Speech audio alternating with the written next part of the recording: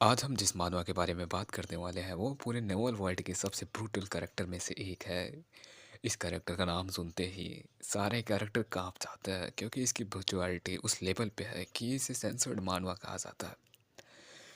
अभी इसका normal explain नहीं, अभी हम इसका एनिमे एक्सप्लेन करेंगे। तो एनिमे के स्टार्टिंग में होते देखते हैं कि हमारा मेन कैरेक्टर फैंगवान एक पहाड़ की चोटी के किनारे खड़ा रहता है और लोगों को देखता है और बहुत सारे लोग उसको मारने के लिए आए रहते हैं क्योंकि हमारे मेन कैरेक्टर के पास एक ऐसा पावर रहता है जिसे कहते हैं सिंक्यो सिकाड़ा। एक ऐसा सिकाड़ा जो टाइम को भी रिवर्स कर सकता है। एक ऐसा सिकाड़ा जो उसे पूरे मोरीम वर्ल्ड में सबसे पावरफुल बनाता है। हमारा मेन कैरेक्टर फैंगवान, हम इसे मेन कैरेक्टर नहीं अब फैंगवान कहेंगे। वो हमारा फैंगवान सिकाडो को फेंकते हुए कहते हैं अगर तुम्हें इसी चीज़ की चाह है तो ये लो, तुम इसको अपने पास ही रखो। वो लोग डर जाते हैं, कहते हैं अरे जिसके पीछे हम लोग इतना दिन से पड़े थे अभी तक वो नहीं मिला, आज वो ऐसे कैसे दे सकता है। हमारा फैंगवान सब वो पहले ही से ही पता रहता है कि हमारा फैंगवान सबसे ब्रूटल कैरेक्टर में से एक है। तभी वो सिकाडा ब्लास्ट कर जाता है और सब देखने लग जाते हैं अरे कहाँ गया फैंगवान। फैंगवान ने अपनी पावर यूज़ किए रहते हैं रिवर्स ऑफ टाइम, वो टाइम से गायब हो जाता है। तभी वहाँ पे एक कैरेक्टर देखता है और कहता है कि उसने अपने सिकाड़ा का यूज़ कर लिया, वो फिर से आएगा, वो 500 साल बाद वो फिर से आएगा हमारे ऊपर तबाही लेकर। तभी हम देखते हैं कि हमारे क्लास में एक जगह देखते हैं कि बहुत सारे मेंबर्स गॉड की पूजा करते हैं। मतलब यहाँ पे कोई गॉड नहीं रहता, हेवन की पूजा करते रहते हैं। हेवन से ये प्रे करते हैं कि उनके क्लान में बहुत अच्छे अच्छे कल्टीवेटर पैदा हो जाए क्योंकि वो यहाँ पे पावर्स जो है वो कल्टीवेटर से ही मापी जाती है। जिसके यहाँ जितने कल्टीवेटर पावरफुल उसके यहाँ उतने लोग पावरफुल होते हैं, उसका क्लैन उतना ही पावरफुल होता है। हमारा मेन कैरेक्टर के जो फैमिली मेम्बर्स एल्डर्स रहते हैं वो कहते हैं कि बाई फैमिली की बाई वन इतनी ज़्यादा टैलेंटेड, वो 3 साल में ही सेकंड लेवल मास्टर बन गई है। काश हमारे भी क्लैन में कोई कल्टिवेटेड का टैलेंटेड पैदा हो जाए। पर उन्हें भी ये भी भरोसा रहता है कि उनके क्लैन में एक लोग टैलेंट ज़रूर पैदा हो सकता है क्योंकि उनके क्लैन में एक मेंबर रहता है जिसका नाम है फैंगवान।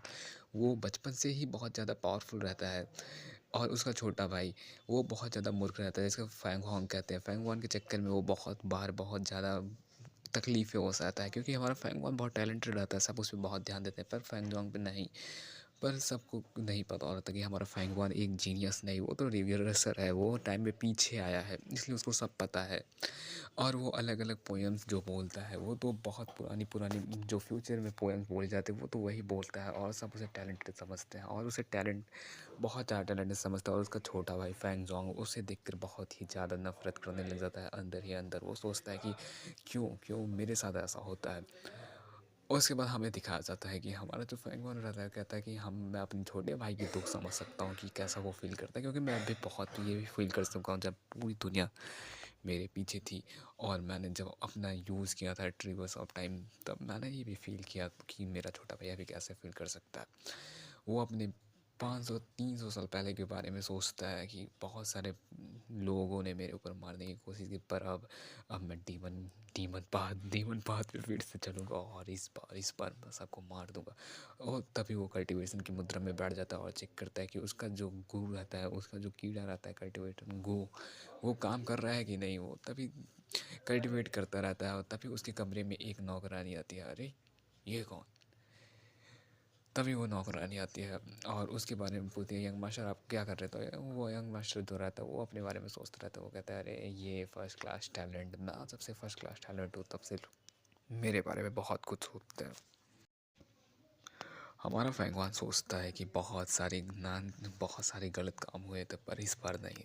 तभी वो देखता है कि उसके कमरे में एक नौकरानी आती है और वो नौकरानी जो रहती है उसके छोटे भाई उससे प्यार करता है। जो फैंगजोंग रहता है वो इस नौकरानी से प्यार करता रहता है पर उसकी आंट ने उसकी चालाकी करने के लिए उस नौकरानी को उसके कमरे में भेज दी थी जिससे वो उसको सेड्यूस कर सके और हमारा जो फैंगवान है वो इसी क्लब में रह जाए। पर हमारा फैंगजोंग दिखता है और बहुत ज़्यादा निराश हो जाता है और सोचता है अरे मुझे तो ये भी नहीं मिली। उसके बाद वो नौकरानी को देखता है और बहुत ज़्यादा सैड हो जाता है। उसके बाद हमें दिखाया जाता है कि जो हमारी जो फैंगजोंग रहता है वो हमारे फैंगवन के पास रहता है और कहता है कि चलिए भाई अब चलते हैं, हम अब अवेकनिंग के लिए चलते हैं। और हम देखते हैं कि बहुत सारे फैमिली के मेंबर्स जो रहते हैं वो अपनी पावर्स अवेक करने के लिए जाने लगते हैं और तभी हमारा फैंगवान और फैंगजोंग दोनों साथ में जाते हैं। तो मार्केट में बहुत सारे लोग देखते हैं और कहते हैं देखो एक बहुत टैलेंटेड और एक बिना टैलेंट है इसका इंसान। तो हमारा फैंगजोंग बहुत ही बुरा मान जाता है और फैंगवॉन ये सब सोचता है और उसे पहले ही पता रहता है क्योंकि वो रिग्रेसर है, उसे सब कुछ पता रहता है कि कैसे होता है। उसे लोग टैलेंटेड मानते हैं और उसे बहुत कुछ पता रहता है, पर वो सोचता है कि नहीं, इस बार अलग होगा, इस बार मैं अपने पावर्स को उतना नहीं शो करूँगा जितना शो करना चाहिए और अपने भाई फैंगजोंग को जीने दूंगा और मैं उसके लिए डेविल बन जाऊँगा, जो भी उसके लिए बुरा बनेगा मैं उसको ख़त्म कर दूँगा। और तभी वो ये सब सोचते सोचते अपने अवेकनिंग के लिए पैलेस में चला जाता है, जहाँ पे बहुत सारे क्लैन के मेंबर्स जाते हैं और वहाँ पे हम देखते हैं एक उस पैलेस के अंदर बहुत सारे माउंटेन्स टाइप के रहते हैं और वहाँ पे बहुत सारे एक रिवर टाइप का रहता है जितना, और वहाँ पे स्टेयर्स की तरह रहता है, जितने स्टेयर्स आगे चले जाए, जितने कदम आगे चले जाए वो उतना ही टैलेंटेड। अगर तो 4 कदम ज़्यादा है तो अच्छा खासा टैलेंटेड, और 8 कदम पे हो तो जीनियस।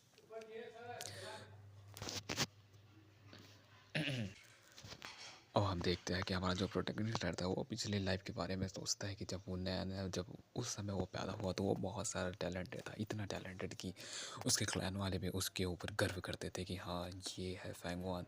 और उसी गर्व के चक्कर में उसने बहुत कुछ किया और वो पहले से भी ट्रिक रेसर था, उसने तीसरी बार रिग्रेस किया था इस बार।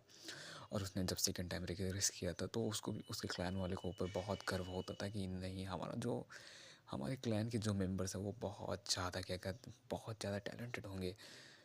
उसके बाद सब लोग यही बातें करते हैं और सब चले जाते हैं। तभी हमारा जो मेन प्रोटैगनिस्ट के ग्रैंडपा या एल्डर रहते हैं, सुप्रीम एल्डर, वो अकेले खड़े होकर सोचते हैं कि अगर इस बार हमारे क्लैन में कोई भी जीनियस पैदा नहीं हुआ तो हम लोग बहुत नीचे चले जाएंगे। वो हेवन से प्रे करता रहता है कि प्लीज़ गॉड, इस बार एक टैलेंट तो हमारे क्लैन में ज़रूर से भेज देना। और ये सब देखकर वो हेवन से प्रे करता रहता है और तभी हम देखते हैं कि हमारा रात का समय हो जाता है और हम देखते हैं भारी बरसात में हमारा जो मेन कैरेक्टर रहता है वो सोचता है कि हर बार मैं फिर से रिग्रेस हुआ था और मैंने सब कुछ किया, फिर से किया, पर कुछ भी बदला नहीं। पर इस बार मैं सब कुछ बदल दूंगा। इस बार वो ये सब इसलिए सोच रहा था क्योंकि वो इस बार 500 साल पहले रिग्रेस हुआ, पहली बार वो 500 साल पहले रिग्रेस नहीं हुआ था, इस बार वो 500 साल पहले रिग्रेस हुआ।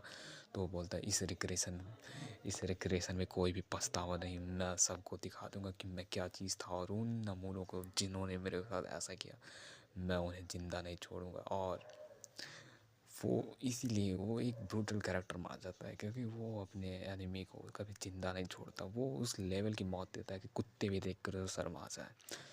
हमारा मेन कैरेक्टर हंसता है ना, ना तुम सबको ख़त्म कर दूंगा बे।